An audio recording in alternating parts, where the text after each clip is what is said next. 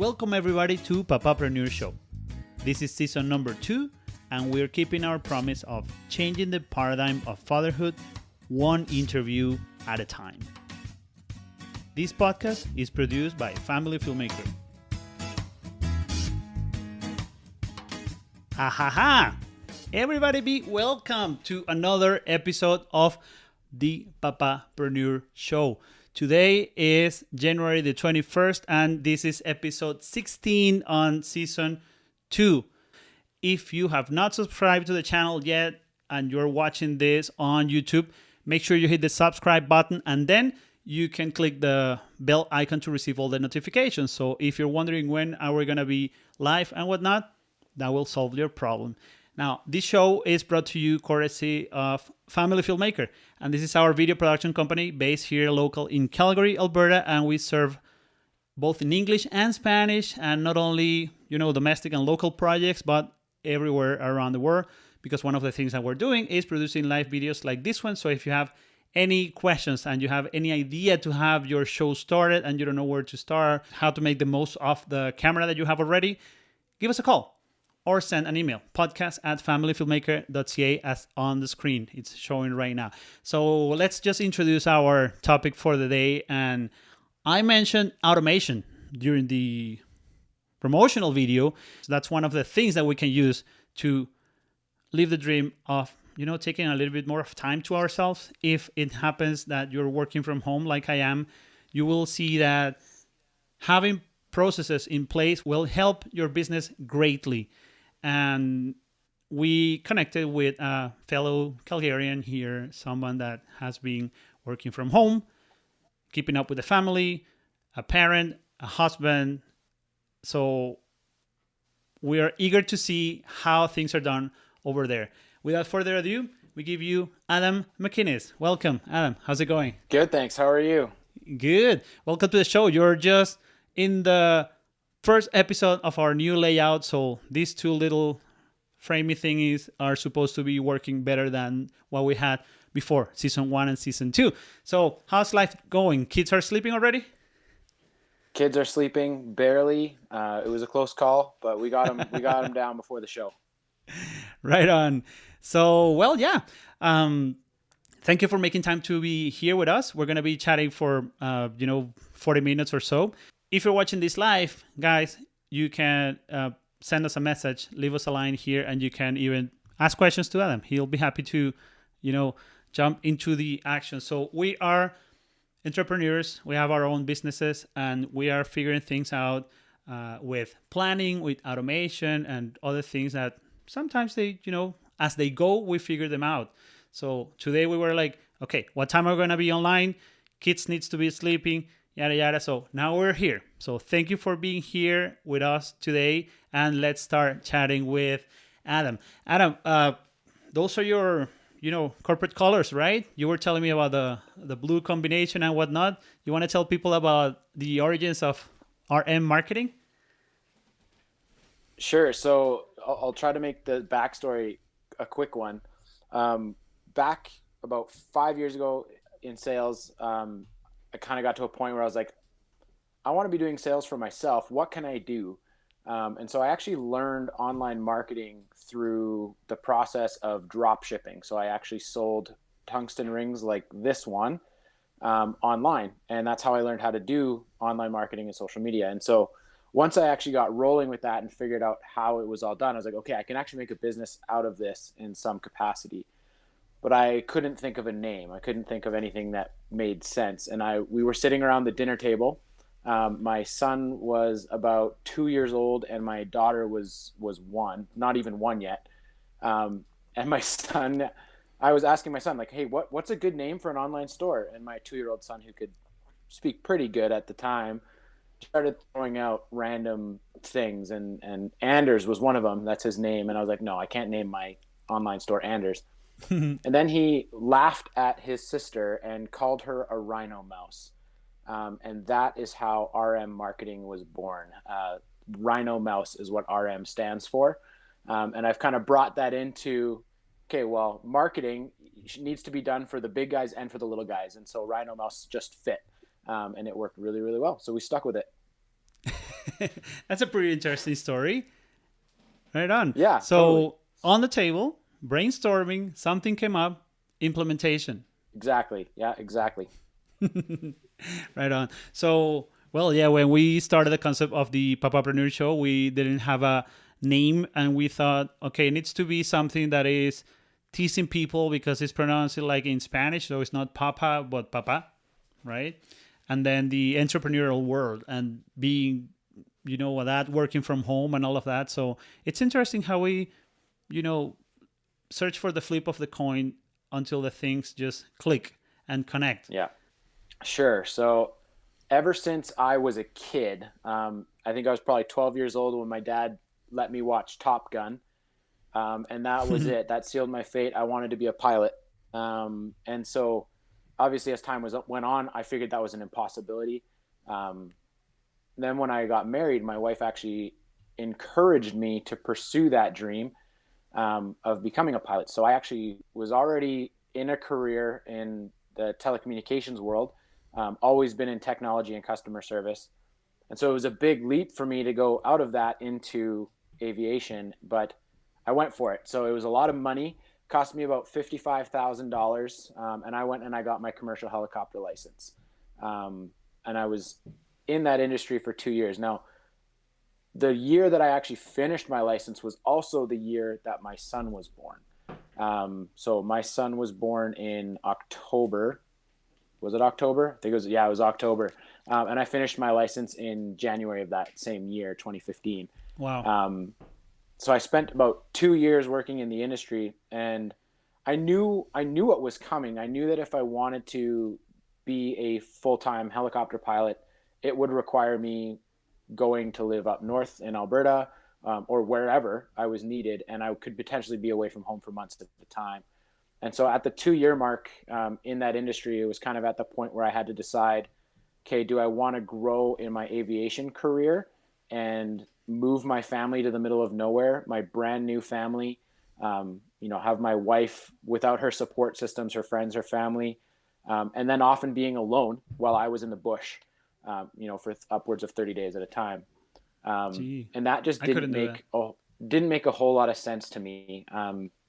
Family has always been important to me, and it was far more important to me than the money that was spent for one, getting my license, because it wasn't cheap. The time that I was in the industry was all right. It wasn't fantastic, but family was definitely the key. So it was a pretty easy decision to leave the aviation industry after only 2 short years pursuing a dream of mine. It's one of those things that I'll never regret. I'm so glad that I did it. I'm so glad that I can say I did it, and I still have that license in my drawer right here. But yeah, family first and onwards and upwards. So, Well, I also saw a quote that you have on your timeline. I think it's Leonardo da Vinci saying something about the feeling that you have when once you have, be up in the air, yeah, right? you So will forever look skyward, and that is absolutely true. Every time I see Hawk's helicopter or stars or any helicopters, I'm always looking up and wishing I was up there, but not regretting it. well, and that's an invitation, right, for all the viewers. One of the things that we always try to encourage people to reflect upon is the fact that we need to make choices, right? So the thing that we cannot afford doing is not taking action and not making choices, because otherwise life is going to plant stuff right in front of our noses and it's not going to be our choice anymore. So I found some similarities with what I wanted to do when I was, fresh out of university, and I wanted to be, implementing all the knowledge on broadcast technology, cameras, audio, and whatnot. I really wanted to be part of a film crew, and I ended up, taking a different route, working for corporate and producing videos at another level. And then when I started my family, it was very easy to realize, pretty much like you're saying, we would be too far away for too long. And then, yeah, all of a sudden you, hypothetically, because that never happened, you would be missing out milestones. You would be missing out, the first walk, the first, I don't know, the first hug, the first smile, the first bump on the floor when they fall and all of that. So it was pretty easy to see, okay, I wanted to do that when I was younger. Now I started my own family and it's time to make some real decisions, right? Yeah. So let's fast forward to the moment your marketing agency was born. What was that moment like? What did you feel? Was it like another kid to you and your wife? No, no, it wasn't. I was working full time in a sales job back when I started Rhino Mouse Marketing. Um, and so I started it as a side business because I already knew at that point that I wanted to do something for myself. I already had the skills, I already had the knowledge of how to do marketing because I had done it for 2 years prior. Mm-hmm. Um, and then, I really started to think about what I wanted to do with it. I knew a lot of real estate agents, and I myself was just interested in the real estate industry as a whole. I had considered getting my real estate license, but they work too hard, and I didn't want to do that. Evenings and weekends, that's all realtors do. Um, and so I figured, hey, I've got this skill that not a lot of real estate agents and realtors know how to Mm-hmm. do. Um, why don't I start implementing that? And so I did it on a part-time basis at first.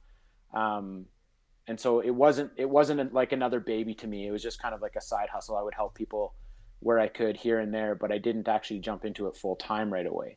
And it wasn't until about a year later that I actually jumped in with both feet. Um, part out of necessity because things happened and I lost my job. So I ended up just jumping in with both feet. I didn't wait 24 hours before going full tilt with my business, and the growth that I've seen in a short amount of time since jumping in has been insane. I went from a guy kind of doing it on the side to somebody who actually has a fully functioning, fully operating business, Wow. um, in a pretty short amount of time. So, and now it's my baby. Well, I gotta say, it takes a lot of courage to, not waiting and just leaping forward. Um, Sometimes just the vague sensation of, the emptiness that we feel when we don't have the quote unquote security of the 9 to 5 job. And then Yeah, we just have to step forward, transform it, and do something else with what we got, right? So play with the cards you were dealt with, but also bringing new stuff into the mix, right? totally. Yeah, So totally. I hear you saying that you just grabbed the knowledge and the expertise and you thought, well, if I'm doing it for others, let, let, let's just start it for myself, right? It does serve as a good example of what we are always talking at the beginning of the show of what is it that you want to get done, like you, the viewer, the one that are tuning in all every Thursday evening. If you want to achieve something, what are the steps, the real steps that you're taking into action? Not thinking about it, not calculating, and not, drawing on the how do they say that, like the drawing board. Actual actionable items. So if you have an idea and you don't know where to start, drop it here. Let's start a conversation. Maybe, we can brainstorm. We can have Adam also answering some questions because this is like parallel thinking. You think this is the reality. This is where I want to go. How do I make it shorter? How do I make the way and the road smoother so I can get to where I want to go? I was also talking on the promo about the automation and how automation will help any business improve. So, do you want to go over that a little, especially on the realtors market because that's who you serve primarily, correct? Absolutely. Yeah.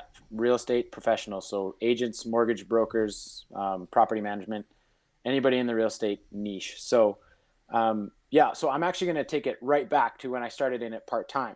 Mm-hmm. Um, like I said, I had learned this skill of online marketing and social media marketing.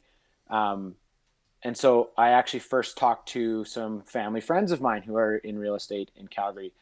They just recently helped me sell a condo. So thank you guys. Um, I talked to them and they brought me on. And so I started running ads for them because that's all I knew how to do at the time. Okay. I just ran the ads and I stemmed the leads. And I very, very quickly realized that that is not a solution for real estate agents. Real estate agents want to save time more than anything. And when you're just running ads for people and sending them leads, social media leads by nature are cold leads. They're not referrals. And so it takes a lot of work to help people to know, like, and trust you Mhm. as an agent to make one of the biggest purchase or sales of their entire lives. And so, yes, I was able to bring in 150 leads a month, but that caused 150 times more work for the agents that I was working with. And so, I wanted to come up with a better solution than just running ads for people. That wasn't a solution. It wasn't hardly even a service. So then I found, tools and platforms that could create automation that could actually follow up with those leads automatically. So using text messaging, Facebook Messenger, email campaigns, and those types of things to help qualify leads a little bit further. So I got to that point.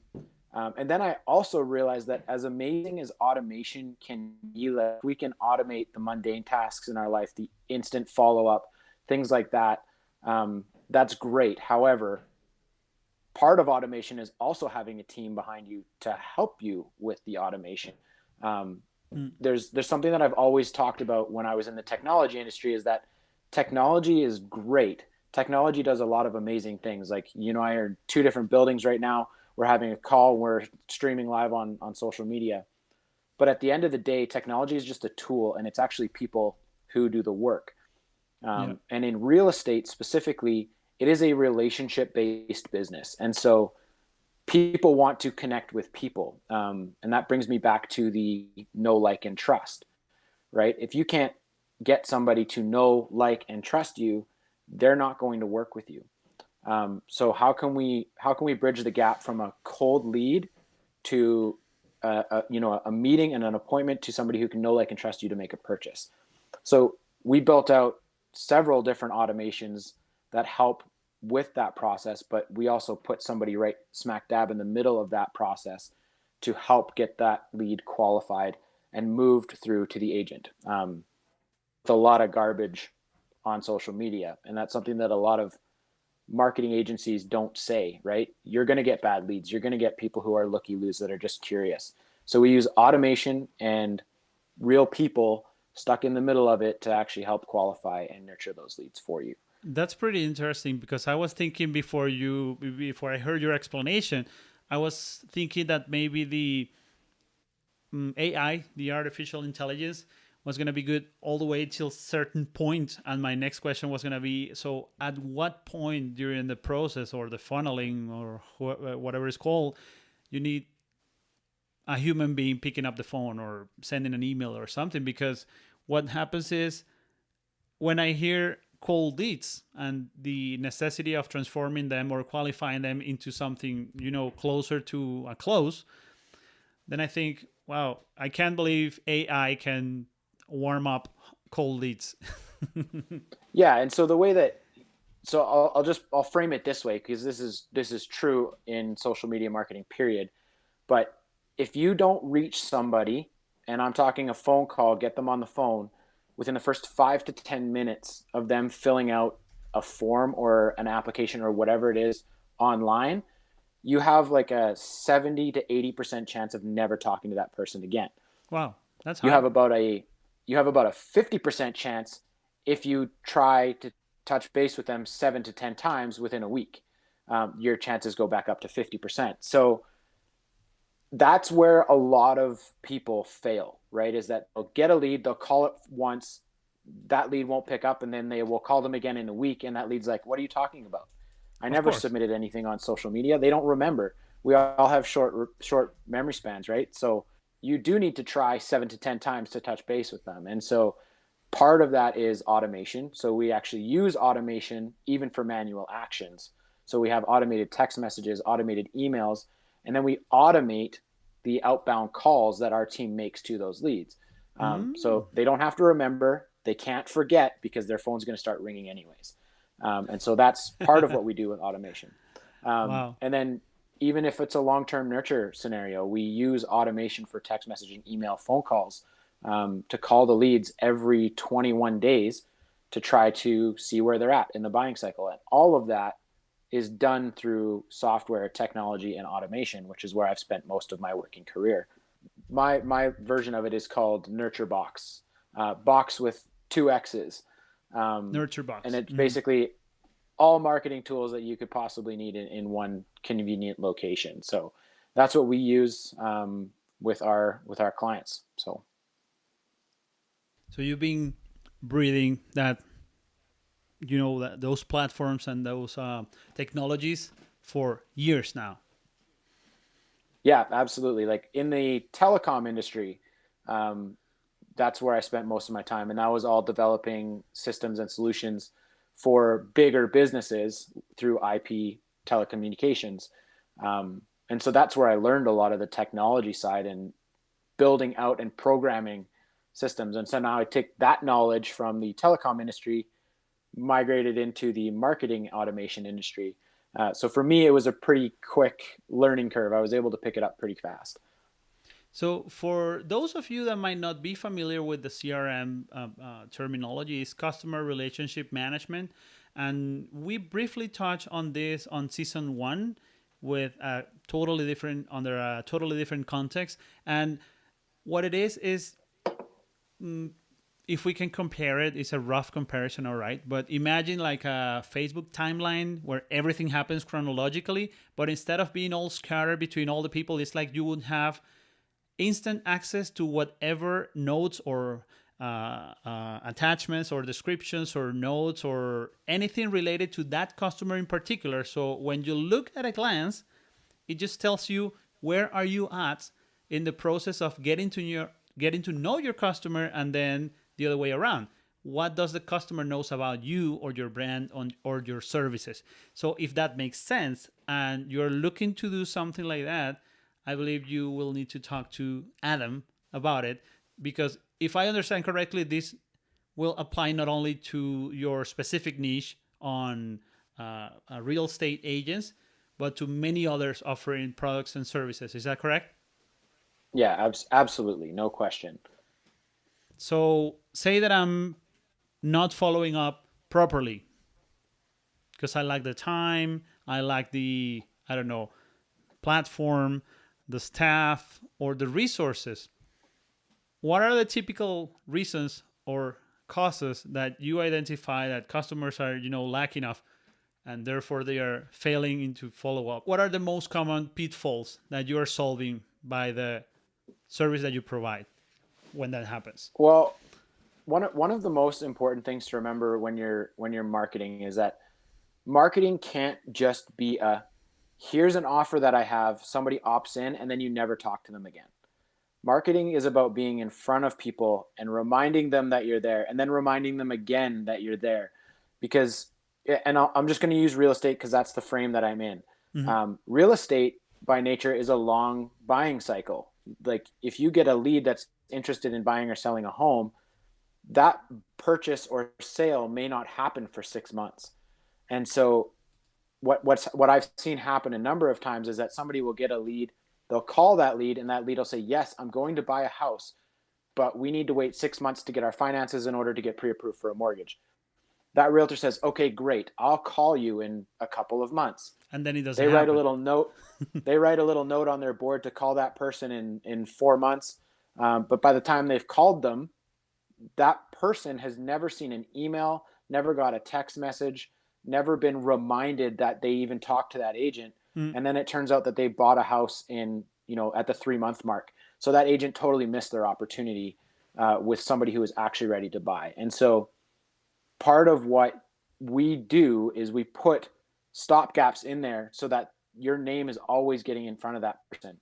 They're always going to be hearing from you until they tell you to stop. But if you think about like major brands like Coca-Cola, like you're going to see Coca-Cola stuff everywhere. Especially back in the 90s, we saw Coca-Cola on TV and all over the place. But Yeah. it's about total brand awareness.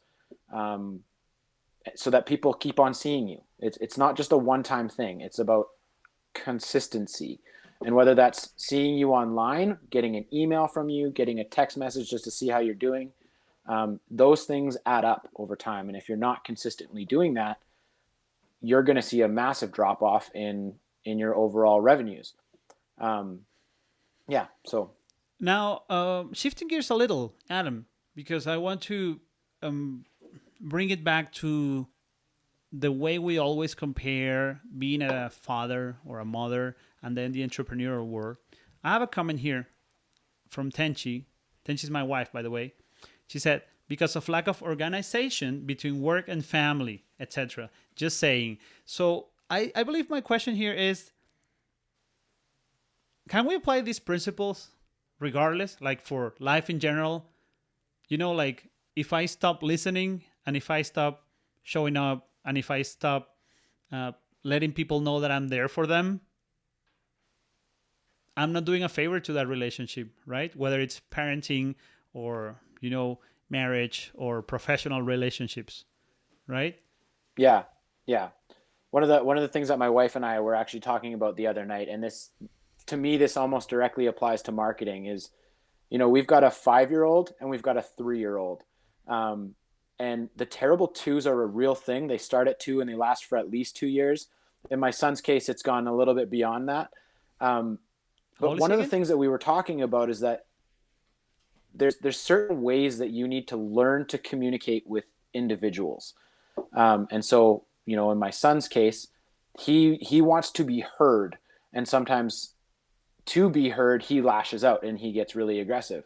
But when we actually just sit down and we hear him and then we repeat back to him what he just told us, he calms down almost instantly. So the way that I equate that to marketing too is that, you have to know who you're talking to, and how they want to be talked to. And so those are some of the principles that when my wife and I were talking about, I was like, oh man, that's like marketing gold right there. Like, you have to listen to your people and you have to communicate the way that they need to be communicated to. And it's so, so important to do with kids. My 5-year-old son and my 3-year-old daughter are two very different kids.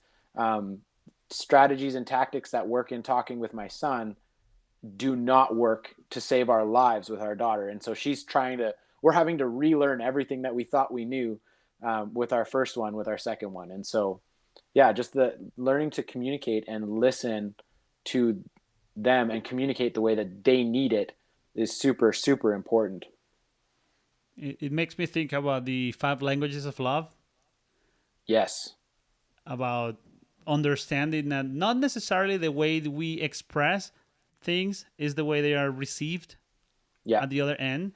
And conversely, the other way around, we would like to think, well, I like to be, I am kinetic. So if you caress me, I will fall asleep and it's going to be wonderful. But the other person is more like, okay, I'm going to talk to you until you fall asleep. And in my mind, it's like, wow, I'm not going to fall asleep until everything's quiet.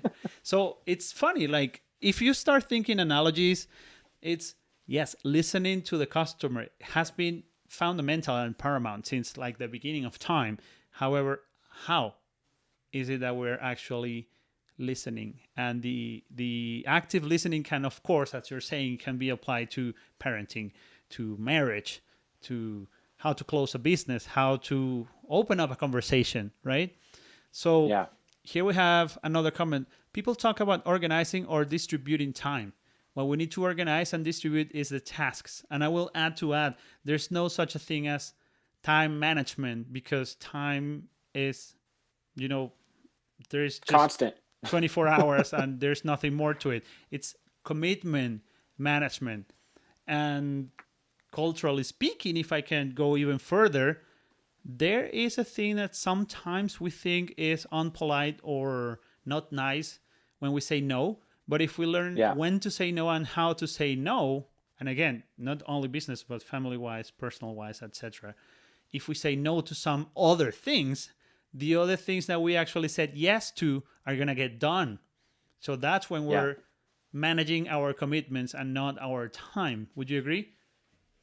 Yeah, absolutely. And if I can respond directly to Lena, um, one of the things that I've done inside RM marketing with the employees that I have is that through automation, we automate tasks and directives.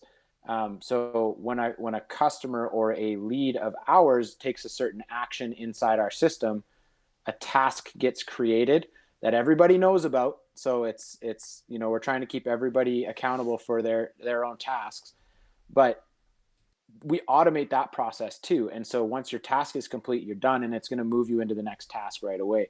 So yes, you can automate and organize the distribution of tasks using technology as well. I totally forgot your question, Ivan. Well, I was saying if you would agree that the things are applicable on personal level, same as professional level, how to open a conversation, how to close a deal, and whatnot. Because it's at the end of the day, is what we said before: is how well are we listening, and then what are we doing with those things that we are, all the intel that we're gathering. We should put it to action, and that reminds me about something else, Adam. You Transforming got this. those, yeah, transforming those desires. You know how they say that people don't know what they don't know, Yeah. right? So I believe in real estate should be pretty much the same. How do you guide processes, follow it by automation and all of that? How do you do to educate people? Because in automation, what you're doing is pretty much what's the word? Validating their thoughts and beliefs. Now, how do you Yeah.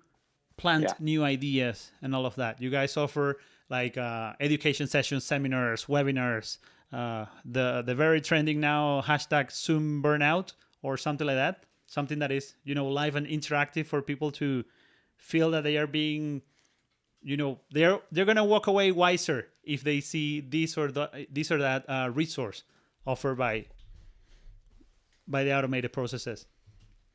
Yeah. So I'm actually gonna hit 2 points that we've already talked about in this one. So um, one of the things that I listened to over the course of a solid year of calling and talking to realtors, I listened to their past experiences with other marketing agencies. Um, and their past experience was very similar to what I started doing, right? Just sending you leads. The leads are all junk. I don't want to hear it. Um, and it started to frustrate people. And so I said, okay, what can I do to, you know, to build something better? And so I started to build the automation processes. Then I started to put people in the middle of that automation process Mm-hmm. to improve that quality. The second part that I heard over and over and over again was that I hate that this is the realtor speaking. I hate that they just send me leads and I never hear from them again. And so I actually started to build my entire system and my entire offer off of actually changing the paradigm around what is a client to RM marketing. We actually threw that word out completely, client. We don't want to talk about clients. What we do is we work with partners. Oh, And we work with people who are growth minded, who want to reach that next stage with open, honest integrity and trust. So one of the things that I do is that I do bi-weekly calls with my partners where we're going to go over all of the leads. We're going to start coaching them. The partners that we bring on are going to have direct access to the people who are making their calls for them, and they're going to be able to coach the people that are making their calls, because every market is a little bit different, right? mm-hmm. Sometimes somebody who's never worked in Ottawa doesn't know the city of Ottawa, so the partners that we have in Ottawa get to talk directly to our team and coach us on Ottawa. So we listen, we learn, and then we coach them on how to manage this automation process, how to manage a pipeline, what actions require manual actions, what actions can be automated. We go through that on a bi-weekly basis so that everybody gets better, right? The agent's going to get better. My ISA team is going to get better. I am going to get better, because we're constantly having this feedback loop of what's going on. And that's one of the other things that, is just a simple thing of listening, right? I listened to what people said they experienced and why they hated my industry. So I had to come up with a solution and change that. And so I built my entire foundation off of communication, honesty, and integrity. Right on. And now, speaking about listening, what does ISA stand for? You mentioned one of the Internal teams. sales associate, internal sales agent. So they work for RM marketing, but they call on the behalf of our partners. All right. Can I throw you one of the questions from our viewers? It's a complex one with a threefold. What would you advise to entrepreneur parents nowadays in regards to marketing during the pandemic while homeschooling and parenting full time? Hoo-wee. We're talking about I routines, was right? actually, yeah, no kidding. I was actually homeschooled for most of my life too, so I get the whole homeschool thing. So I guess there's two parts to this for me. Content is tough, and content is something that I myself struggle mightily with. And so what I ended up doing, I got quite blessed actually by a really good friend of mine who was in school, or is in school, and she's doing a lot of marketing stuff in school. And so she offered to create templates for content. I didn't have the time. I'm not great at it. So using around you that are just better at things than you are, leverage that.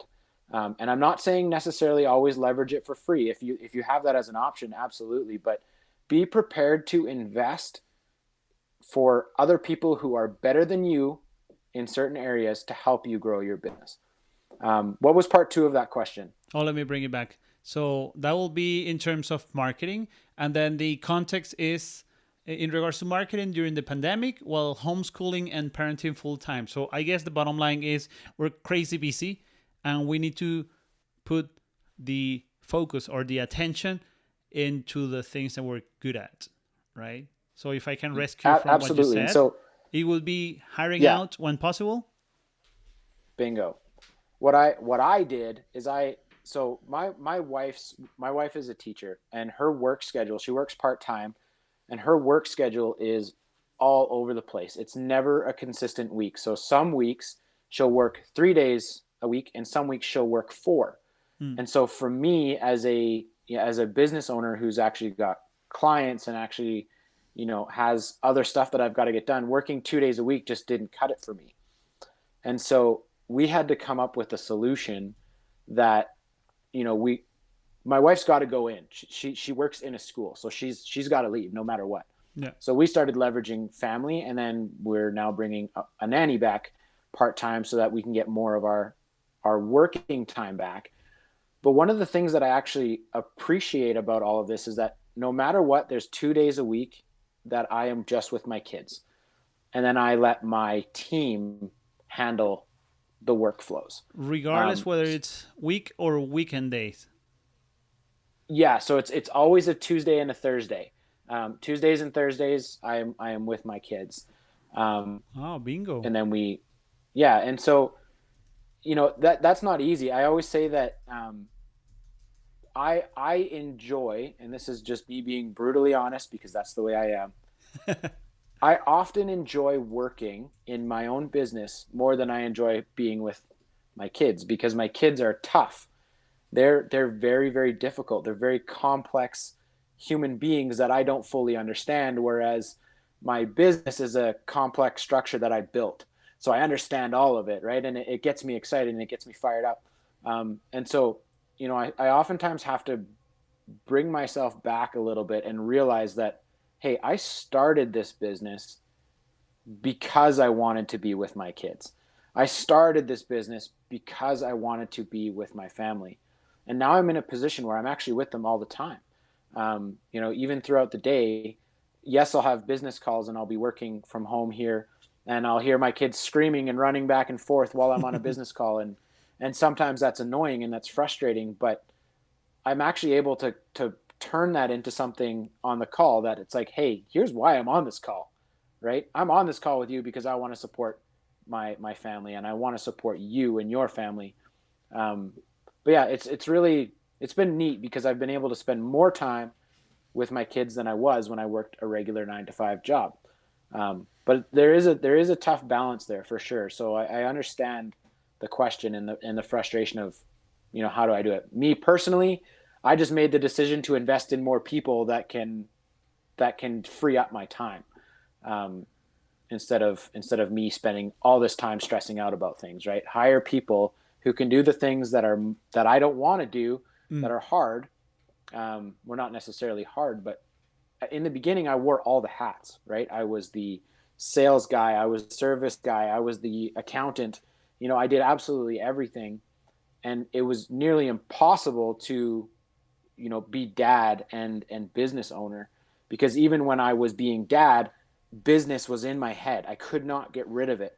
I couldn't I hear sleep you. Yeah. because I was constantly thinking business. So once I started bringing people into the fold that could take on those tasks that I didn't have to stress about anymore, that changed everything. So that's what gave me my time back, and I don't stress about it anymore. I love hearing what you just said all the way from the top on really reflecting and thinking, wow, I am sitting on this, phone call or video conference because of the choice that I made, because I Yeah. wanted to change the way I was living my life.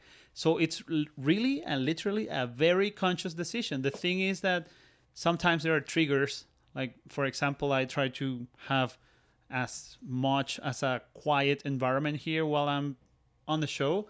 And yeah, sometimes I just go and say like, hey, you're making like too much noise upstairs. But I rest assured because my wife is upstairs with the kids, so I will not leave them. They are just too young, right? So the youngest is 2. But to the point of your very accurate, and I really like, I think that's the favorite part of the whole interview, at least from my perspective, if you guys care to comment. Uh, my favorite part is reminding us the reason why we're doing the things we're doing. And else, transforming it into something positive for the people at the other on the other side of the line, because they also need to understand that things are changing. And I believe it's beautiful because we can circle back to the entire motto of the show. And one of the things that I like to speak about with people is changing the paradigm of fatherhood. So this Mm-hmm. interview, Adam, I think it's paramount, going back to the idea of why do we do the things that we do. And if you're doing it from home and you feel like it's hard and whatnot, yes, you're right. It is really hard. It's not it's not an easy road, but it has very high rewards. So you just mentioned you yourself were homeschooled for a number of years, so that has to do pretty much, I bet, with your mindset and what brought you to the actual journey that you're walking with your family, with your wife and your kids. So hopefully your clients will understand, and not only understand, but be proud of being part of that partnership that you just mentioned. So Well, what it we're what it ends up what yeah, it go ends ahead. up doing, Ivan, is that especially with 2020 COVID and all that stuff, everybody was working from home, right? And so they would hear my kids screaming in the background, and they'd be like, "Oh, my kid was just doing that," and it almost created this instant bond between me and partner, and me and lead. It's like, hey, we're all in the same situation, right? We're all working from home. I live in a 3 bedroom bungalow with my wife and 2 kids, so I don't have an office. I do a lot of my work out of my bedroom, and yeah, you can hear them running down the hall screaming in the middle of the day. um, but when some people hear that, they're like, oh, my kids are doing that too all the time. And so we're all in the same boat right now. Most of us are working from home. A lot of us are working from home. And it just comes with the territory, right? We're all social people. We're all family people. Um, and it's actually created some of the most fun conversations. that I've had with people. Like, what are you doing with your kids at home? How are you managing it? Yes, So absolutely, yeah, it's absolutely. good. So yeah, I believe uh, memes like old videos, like I'm talking like probably like 6 7 year old videos of this anchor man broadcasting national, and suddenly somebody opens the back door and I think it's one of the kids running or the nanny. Remember that? So they were Oh just yeah, yeah, paving yeah, the yeah. road for what was gonna come. And if you are working from home from years now, so do I, or so have I, and just 2020 made it global, Oh, totally. right? It's the new normal, right? Working from home is cool now. So yeah, Tenchi just said, "Honey, can you hear the kids stomping right now?" That was like 10 minutes ago, and I actually heard it. But let's let's celebrate that because we need to embrace it and also get the kids involved. Now, my oldest is 6, and he's learning the days of the week, and having a feeling of how time occurs. So he knows that Thursdays are Papapreneur Show day. So now he know when Thursday occurs because I'm downstairs working in the evening time, right? So yes, I believe it's the new norm. Uh, those who were afraid of being in front of the camera are gonna have to loosen up, and I will take the moment to remind you all that if you have an idea on a podcast, a series, educational videos, anything, we can have the conversation started. My email was on the screen before. I will pop it later. And before we go to the end of the show, because it's 10 to 9 already, I just wanted to give Adam, uh, you know, all the all the glorious 5 more minutes that we have for a final message. Because yeah, we touched on all the topics. We touched on how the routine works, how we intertwine work and life. Where do you work from? How do you make it happen? What are the bottlenecks, and how your partners slash customers perceive what you're doing for them? So other than that, is there anything else that you need to add, or any comment from the viewers that you want to reflect upon? Let me think on that one. My business coach posted a meme the other day, um, and it's something that resonates with me so much, just because of my own personal decision to leave the corporate 9 to 5 job and start my own business. Um, the meme it just said that being poor is hard, being rich is hard. Pick your hard. Um, and so if I could take that and then put it into what we're talking about today, is that running a business is hard. Being an entrepreneur is hard. Being a parent, being a family man is hard. So pick your hard. What's the most important one of those two? And I think everybody knows the answer to that. Um, so for me, in my business, it has come down to um, I want my time back. That's why I want to be. That's why I want to be a business owner. Um, I don't want to be an employee. I don't even want to be an employee in my own business after a while. So everything that I'm doing is a step closer to being a business owner, not running a business. And the reason for that is because of parenting, family. That's my Right on ultimate point. goal, is to be with my family. So both of these things are hard.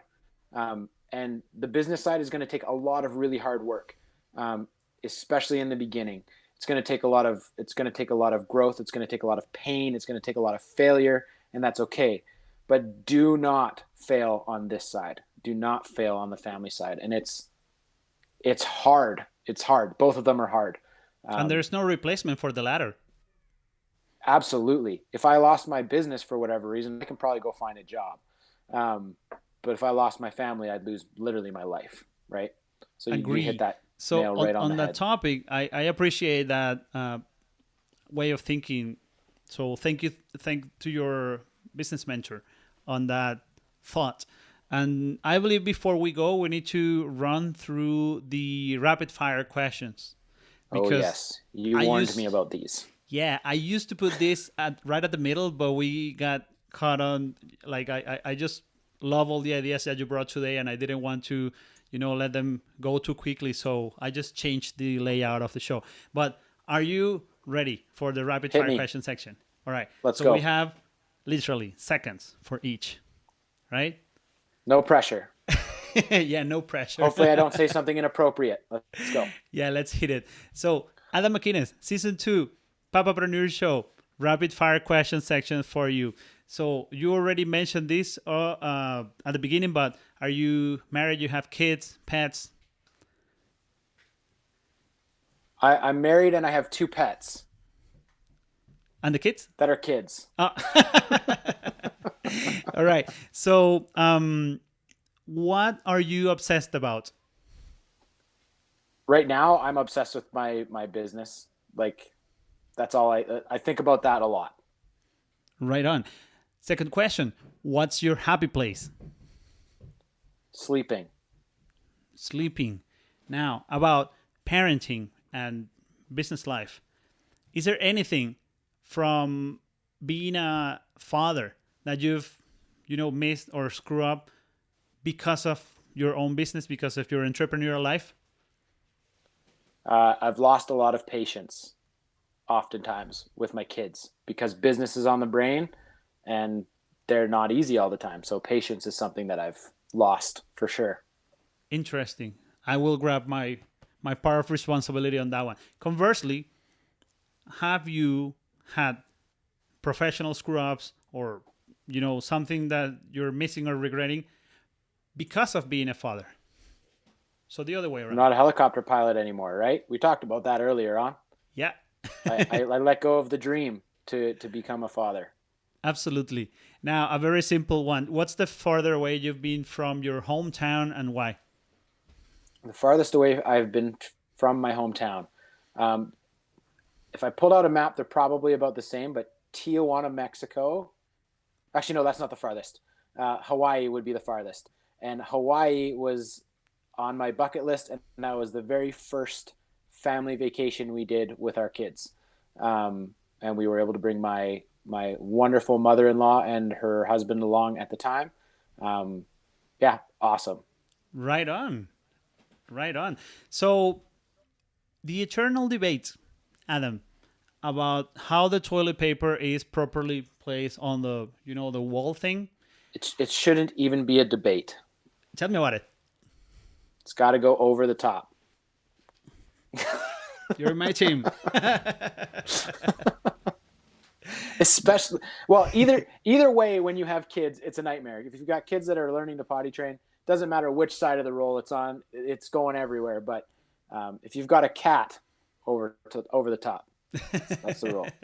Over the top. Yeah, that's my way of thinking too. Now, changing gears, Adam, and this is probably the last one on the section. How do you want to be remembered when you're no longer here? Oh my goodness. I want to be remembered as somebody who loved well, cared hard, and did whatever they could for the people in their lives. I always talk about with my family leaving a legacy, and that legacy is a legacy of love. Treat people well, go above and beyond for those that you have in your life, because they might not be there all the time. So that's what I want to leave is a legacy of love. And I want my funeral to be full of people who knew that I loved them, that enjoyed me, right? I like it. Well, thanks. Whew, that was a deep one to finish off with. Come on. Yes, that's what I do all the time. So I just need to drop it right at the exact time. So I'm really thankful for having you for a whole hour. Adam, time was flying by. You see what I did there? And if you could go and fly a helicopter again, would you do it? No. Why not? I mean, I would, you know, if I can get my business to the point where I can own my own helicopter, then absolutely yes. But to do it as a career, absolutely not. Gotcha. All right. So, well, that brings us to the end of the show tonight. It was a different one. We uh, launched the new layout. We made a few tweaks live, and actually, I don't have my my graphic here. You don't have your graphic there, but we managed. So We made it. We pulled it off. yeah, I am really thankful for your time today, and for you guys. I will see you next Thursday. Speaking about legacy, Adam, that's one of the key words. We strive in our business to help small business owners to understand that sorry, their stories are really extraordinary, because all of the components of the things that made you be where you are on any given day are your particular mix, your particular cocktail of decisions, you know, history, stories, and whatnot. So don't ever think for 1 second that your story is nothing less than extraordinary, right? Absolutely. When we go into storytelling, we connect heart to heart.